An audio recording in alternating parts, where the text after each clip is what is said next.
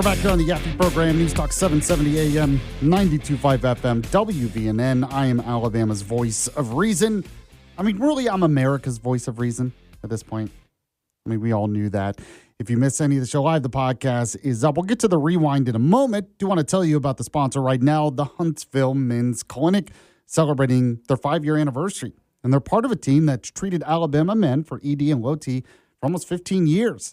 Something's changed this past year, though. They have new options. They have taken care to another level, so go see what's new. This wasn't bolted onto a medical practice or something. This is the whole medical practice. Helping men is the entire thing that they do. And it's not a franchise, not an add-on. It's urology-based protocols done the right way. So if you need, guys, specifically for you, you need to get your testosterone checked. You know, your levels checked, could affect the quality of your life, could affect your relationships. Only $99 to do that. The Huntsville Men's Clinic, you get your numbers in about an hour. So make that appointment today. Give them a call, 256-368-0333, or you can do it online, pretty easy, HuntsvilleMen'sClinic.com, HuntsvilleMen'sClinic.com, a great team there. When you go, let them know you heard about it from Yaffee. All right, let's get to it. We have the Yaffee program rewind.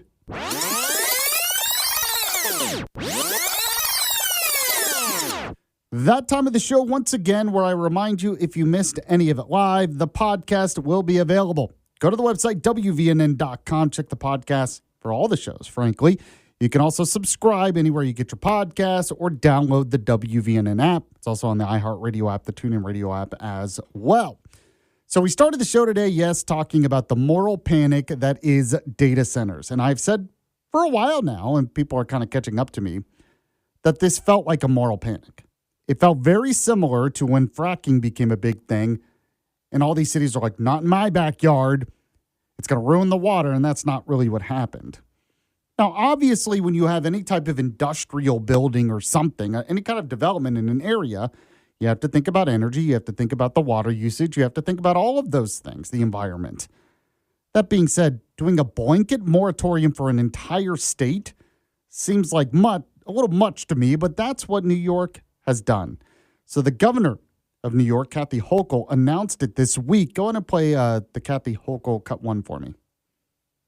I want to make sure that if they're going to come, those localities will reap substantial benefits. The bigger the data center, the bigger the investments that communities can and should expect.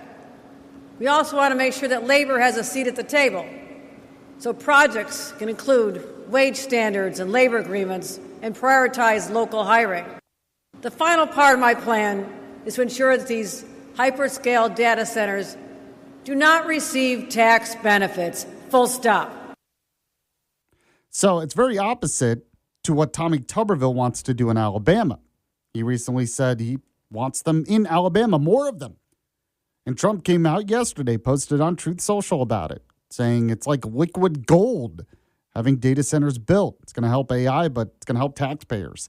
So this is going to continue to be a big story in recent months, years, whatever, and coming up. So we'll talk about it on this show, of course. And we talked about it at the beginning of the show. So if you missed it, the podcast is up.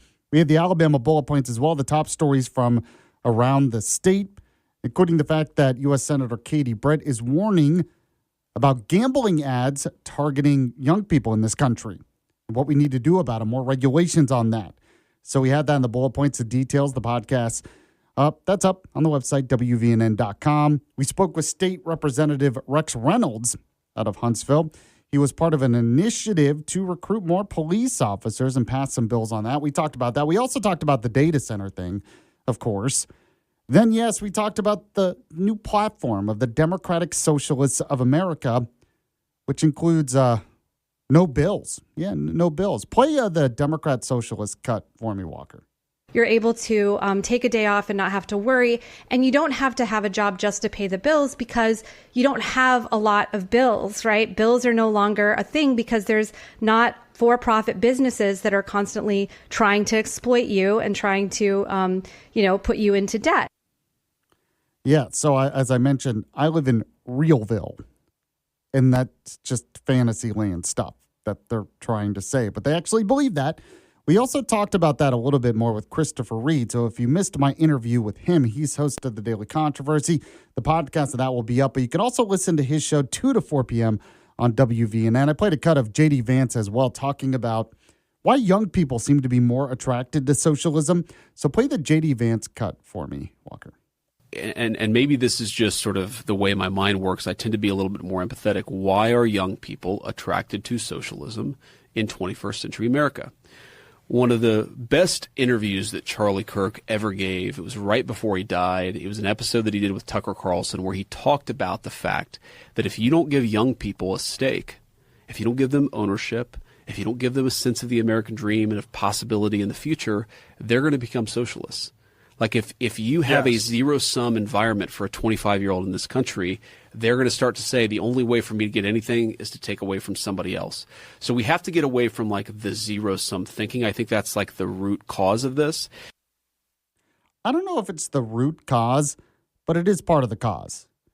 Socialists like to argue that it's a zero-sum game. There's just so much in the pie and, we need to redistribute wealth. That's not really how it works. In a capitalist system, you grow more wealth. You grow more productivity.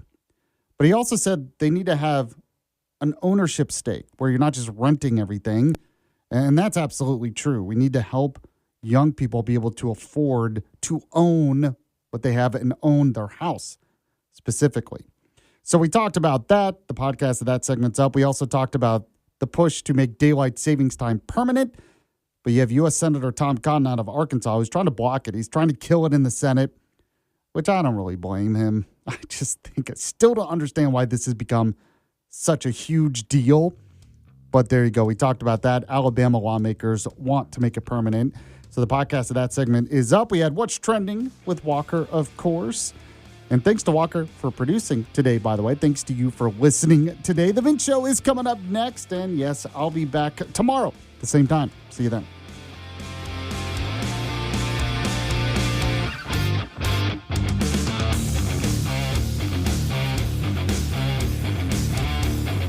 It's the Yaffee Program on WVNN.